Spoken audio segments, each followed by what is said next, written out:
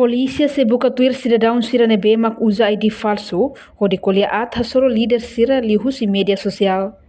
Comandante-Geral PNTL, Comissário-Geral Polícia Henrique da Costa, atou preocupação neba jornalista sira e a Centro Formação Polícia Acadêmico Mordili. Sexta-feira, lorondo nulo fulan setembro, tinan rehundua do nulo resinhat. Henrique Hateten, comando Seharuka membro sira buka tuir ema sira nebemak usa ID falso, onde trata líder sira, inclui colher ati ha media social.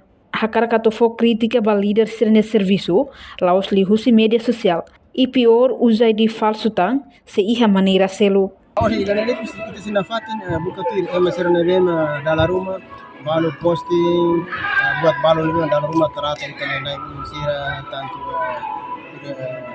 koordinator Geral ini angka struktura bahaya perasaan kita mengapa ini ada kita komentar kita faham itu mana ini kita faham positif ini kita nos akuse ema abiru tarata ema atau emanya problema familia sama saya itu idane lalos kita polisi sudah identifikasi hela ID logo kita nebema ke Facebook ini kita identifikasi kata sebenarnya kalau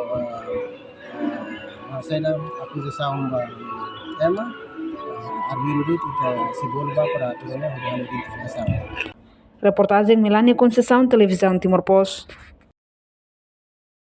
Janela informação ba emogoto atau tem informação atual dia kliu kita haluha hane yang botão subscribe like halo comentário no fahe tutang ba media sosial hotu.